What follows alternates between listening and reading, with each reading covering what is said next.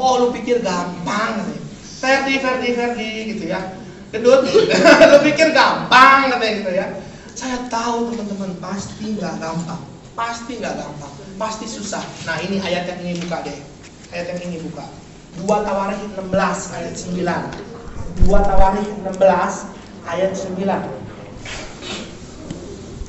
2 Tawarikh 16 ayat 9.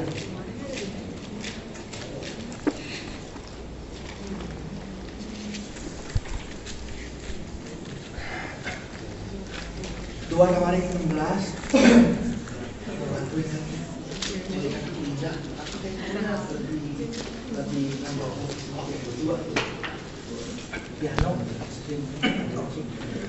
Dapat ya? 2 Tawarikh 16 ayat 9 ya. Yang A aja, kalimat pertama tuh dibaca.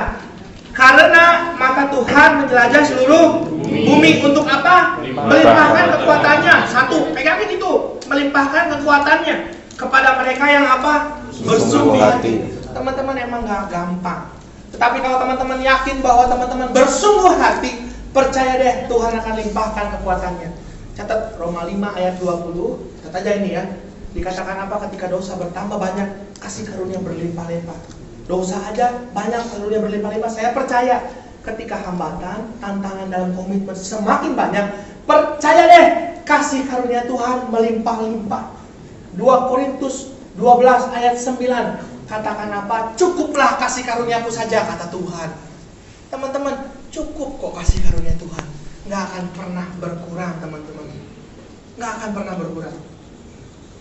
Saya tutup Corrie ten Boom dengan satu cerita. Corrie ten Boom ini orang Nederland. Teman-teman bisa temukan dia, search aja di Google di mana-mana. Dia ini nggak tahu evangelis atau pendeta ya, orang Kristen gitu ya. Tetapi kehidupannya luar biasa.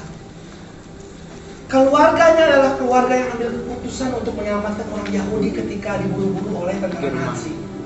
Dia taruh mereka masukin ke rumahnya, disumputin, bahkan di ruang atap rumahnya dibikin sekat-sekat ruang-ruang seakan tembok-tembok palsu untuk nyumput ke orang Yahudi kalau ada penggerbekan. Dia selamatin begitu banyak orang Yahudi, tetapi keluarga dia ketahuan teman-teman dan tidak selamat. Bapaknya dibantai mati, kakaknya nggak punya adik itu juga mati semua. Dibantai dengan begitu kejamnya seperti Nazi membantai orang Yahudi. Dia punya 1.000 sejuta alasan untuk sakit hati dengan orang-orang Nazi. Ketika sudah berakhir semua itu, perang itu sudah berakhir, Nazi dikalahkan, banyak tentara Nazi yang kebingungan, mengalami goncangan dalam hidupnya, karena sebenarnya mereka pun nggak ingin untuk membunuh apa, tapi mereka diperintah, kalau mereka nggak matiin, mereka yang dimatiin, sehingga hidupnya goncangan. Waktu itu Corrie ten Boom muncul.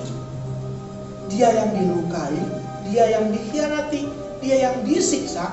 Waktu itu dia muncul dan dia yang melayani orang-orang Nazi yang waktu itu penuh dengan luka itu. Dia konseling, dia melayani, dia pergi ke Jerman, dia pergi kemana, dia penginjilan untuk orang-orang ini. Dan semua orang kebingungan. Kenapa kamu punya kasih yang begitu besar terhadap mereka? Padahal kamu punya 1.001 sejuta satu alasan untuk benci orang-orang ini. Mereka yang membunuh bapakmu, mereka yang menyakiti kakak-kakakmu, mereka yang membuat hidupmu sulit. Kenapa masih kau bisa cintai? Kekuatan dari mana? Apa? Corrie sambil senyum dia katakan, teman-teman kamu gak ngerti.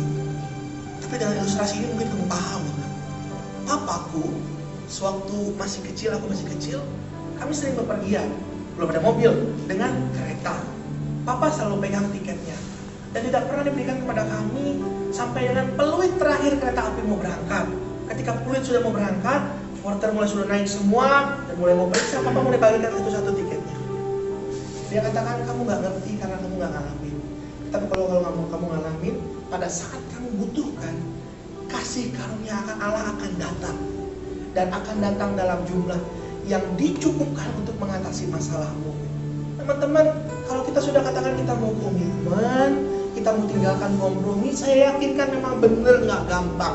Tetapi kasih karunia-Nya tersedia cukup berlimpah-limpah buat kita untuk kita mengatasi semua tantangan itu dan memampukan kita untuk apa? Untuk bisa tetap teguh di dalam Tuhan. Saya awali dengan kata-kata banyak orang mau mati buat Tuhan. Semua orang bilang begitu. Gue juga pengen mati sekarang langsung ketemu Tuhan. Oh indahnya, gak perlu kerja, gak perlu ngapa-ngapain ya. Tetapi saya jarang bahkan gak pernah temukan orang yang mau bilang aku mau hidup buat Tuhan. Karena hidup untuk Tuhan berarti mati tiap-tiap hari teman-teman. Sangkal diri dan pikul salib. Semoga yang ada di tempat ini adalah orang yang benar-benar berani hidup untuk Tuhan. Mau mati tiap hari, mau sangkal diri, pikul salibnya, dan sungguh mau jadi kesenangan di mata Tuhan. Kita mau tundukkan kepala, kita mau berdoa.